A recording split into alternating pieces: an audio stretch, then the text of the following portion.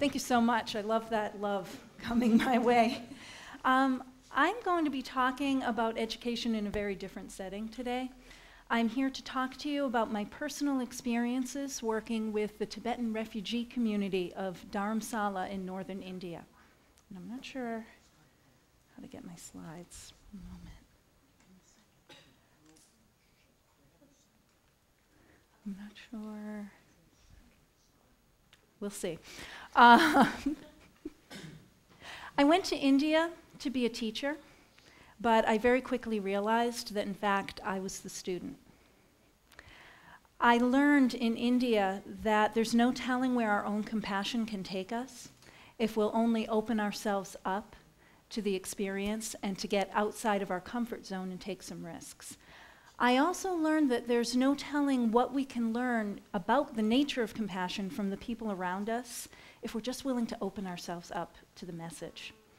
And my own education in compassion took me from my home in Manchester, New Hampshire, up into the foothills of the Himalayas, where I learned absolutely incredible lessons about the nature of compassion, community, strength, and resilience from my amazing Tibetan students, who were, in fact, the true teachers. And I'm not sure how to...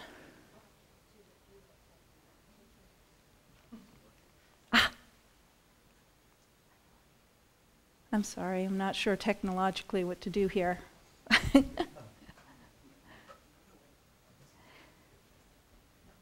Dharamsala, India, where I actually had this absolutely transformative experience, is in northern India. It is the home of His Holiness the Dalai Lama of Tibet.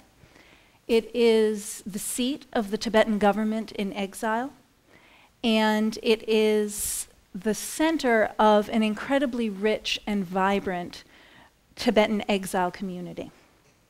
Now there we go, it's working. This is Dharamsala.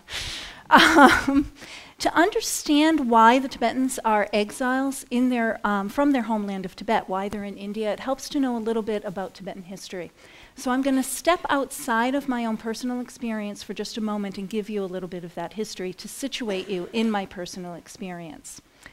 Tibet is a huge country. It's about the size of Western Europe. It's located on a plateau in the Himalayas, the Tibetan plateau between China and India. It is, for many years, it was an independent country.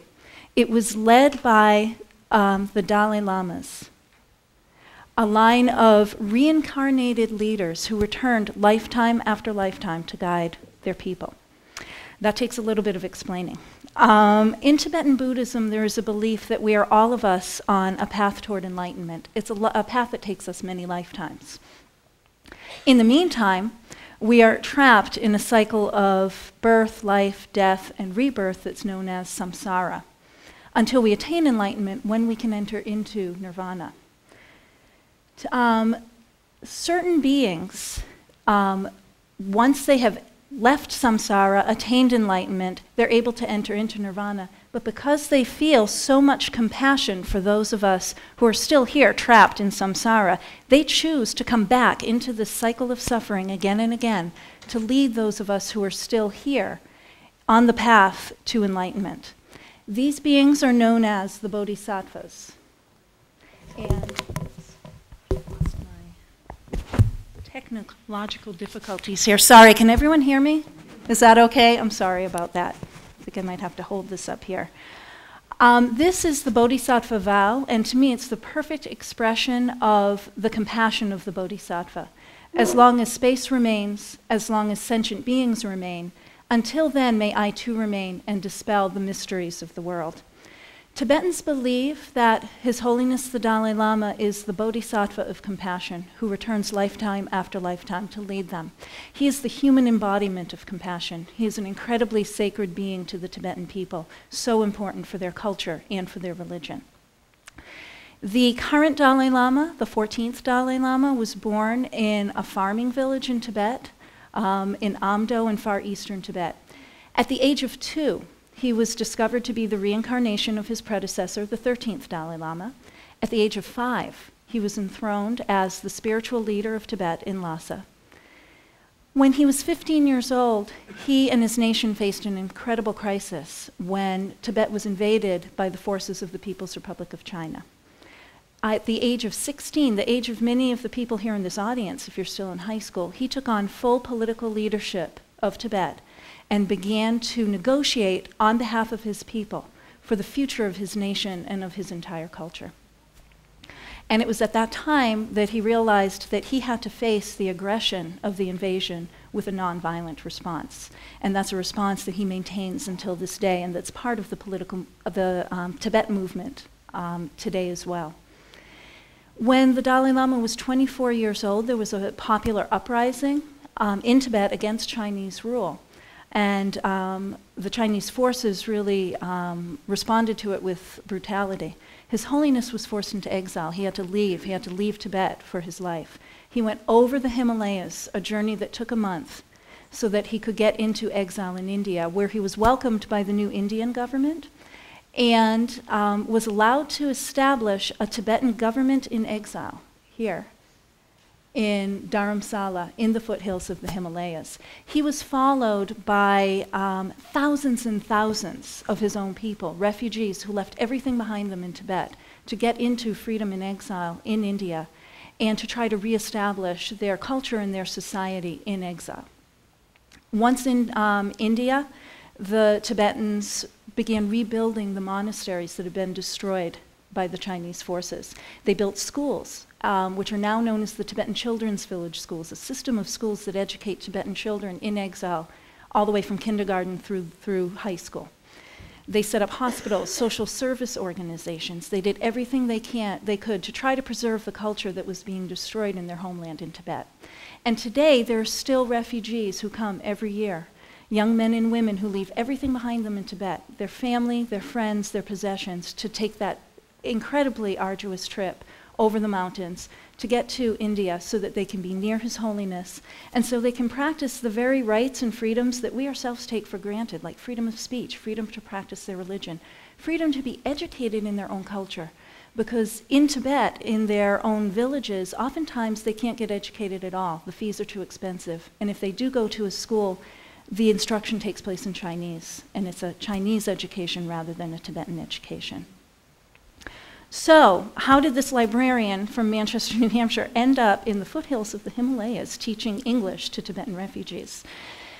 At some point in the early 90s, I read an article, and I knew a little bit about, I knew who the Dalai Lama was, I knew a little bit about Tibet, but I read an article that just really hit me very deeply about the Dalai Lama and about the situation in Tibet. And I was fascinated and I was galvanized. I was fascinated to learn more. I'm a librarian. I went to work in my library and took out all the books that we had on the Dalai Lama, on Tibetan history, and decided to educate myself. But I also felt really driven to action. So I found this organization, the Monadnock Friends of Tibet, a local support group that at the time was active in the Keene, New Hampshire area.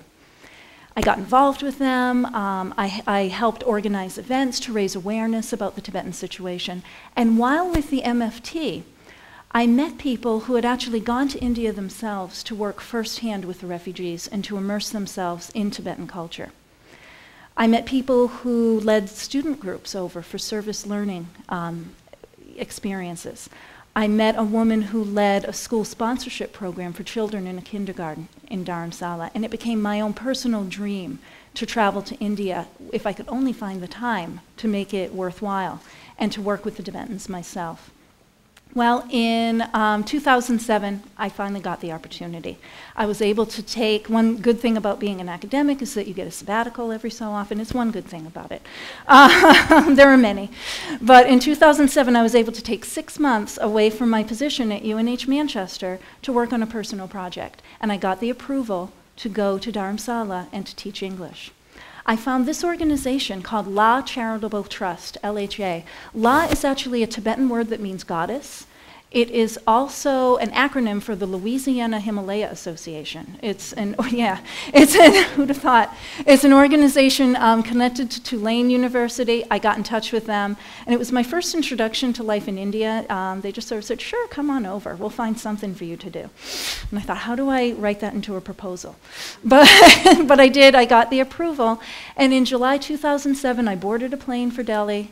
arrived, and then took the 13-hour bus ride up through the mountains overnight to Dharamsala. I arrived in India just in time for the monsoon season. Just in time. It was like clockwork.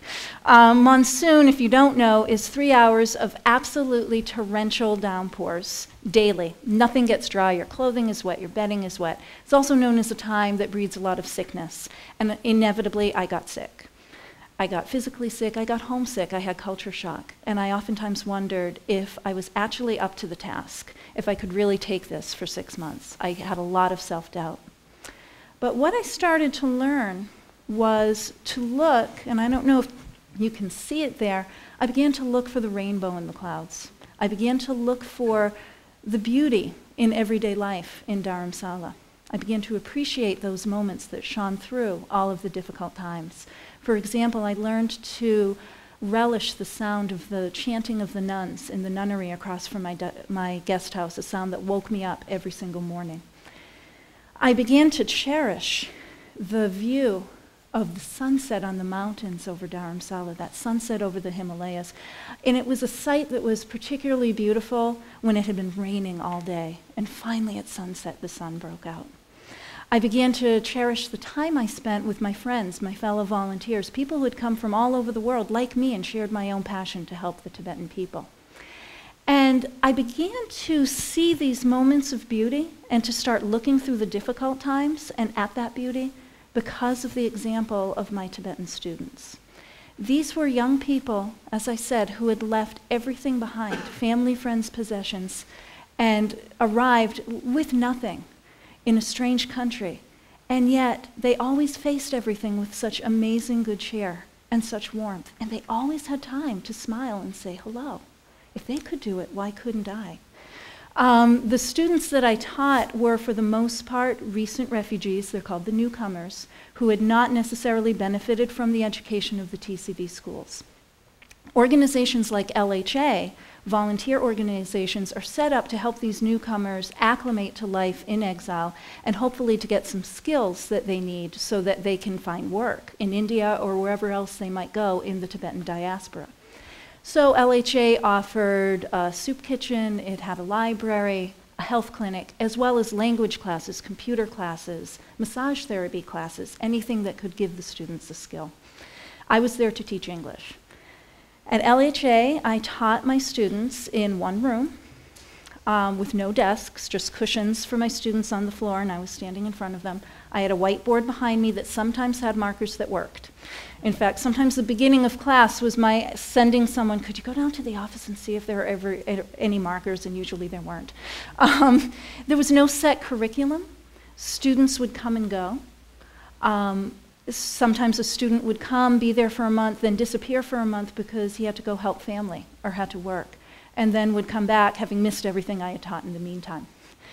I did grammar drills, we learned vocab together, we read.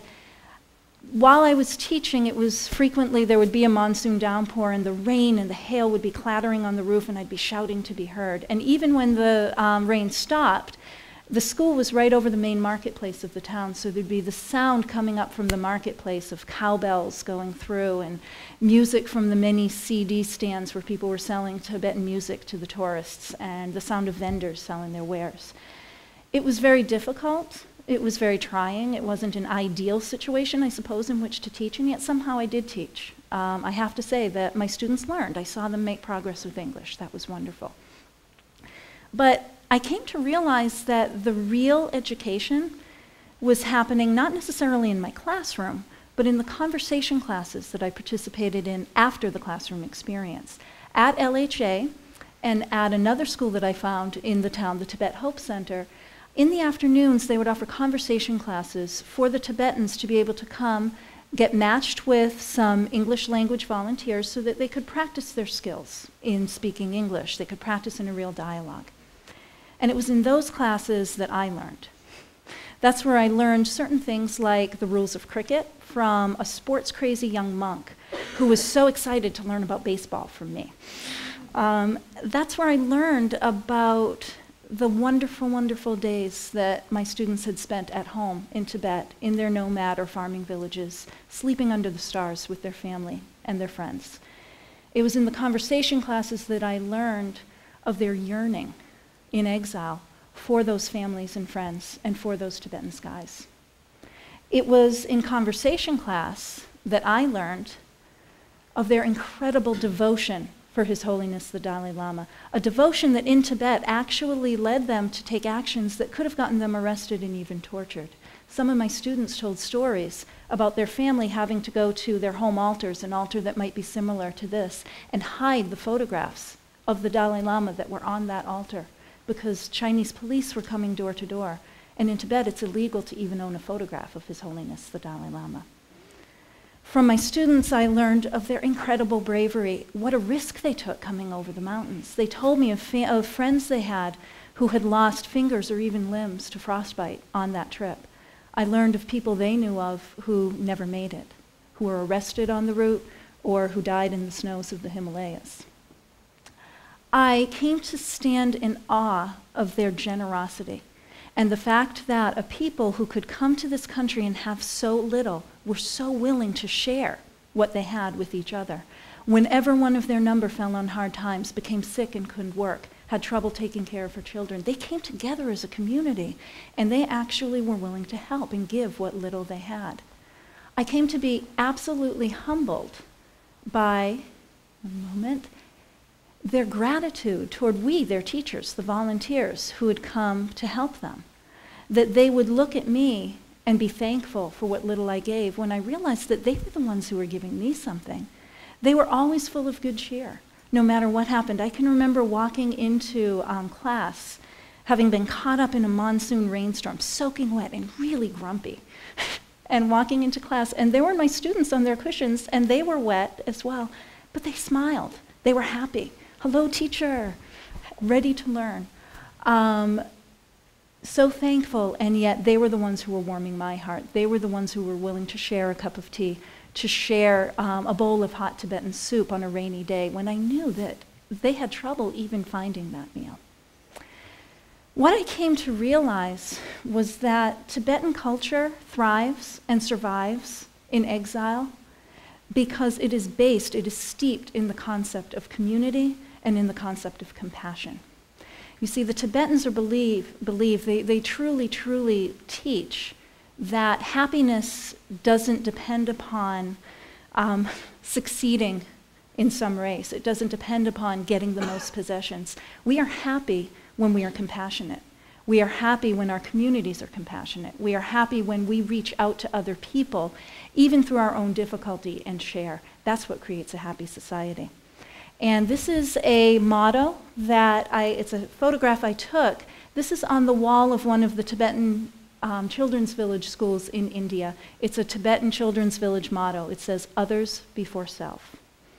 And I think it perfectly expresses the spirit of compassion that is a part of Tibetan society. And I was just amazed to think of these students who are being educated with this as their motto and this is their touchstone. I was awed by it. What I came to realize was that I had actually gone to India for the education. My students were in exile, yes, but I was in exile too, and the education was mine. Through them, I learned that we are compassionate when we, even in the midst of our own difficulties, find the room to reach out to other people and to help them and to be kind to them. I realized that we as a society are compassionate when we are able to create communities that offer that level of support and that level of compassion. My life has changed a lot since I was in India 5 years ago. For one thing, I met my husband Darji, who's with us today, while I was in India. And he just became a US citizen actually 2 weeks ago. So thank you, Darji.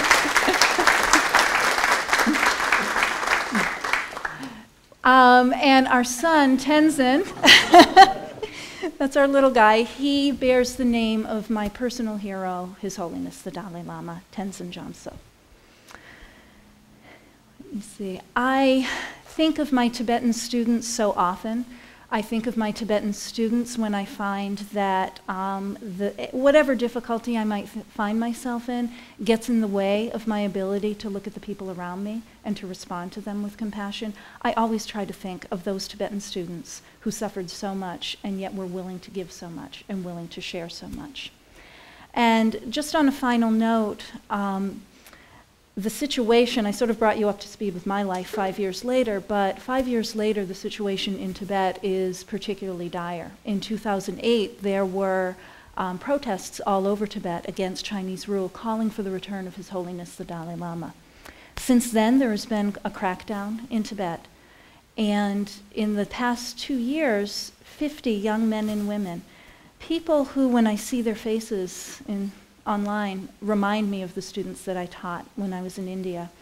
50 people have taken the ultimate sacrifice, what the Tibetans view as the ultimate act of nonviolent protest, by taking their own lives through acts of self-immolation. To the Tibetans, this is seen as an act of compassion because they are giving up themselves for the good of the entire society to try to bring the world's attention to what's happening in Tibet. I personally believe that the Tibetans have so much to teach the world. Their culture has so much to teach the world about the nature of compassion. And I also think it's the world's tragedy that that culture is threatened right now. So as a final note, I ask you to remember the compassion of the Tibetan people and also to remember them with compassion as well. So thank you.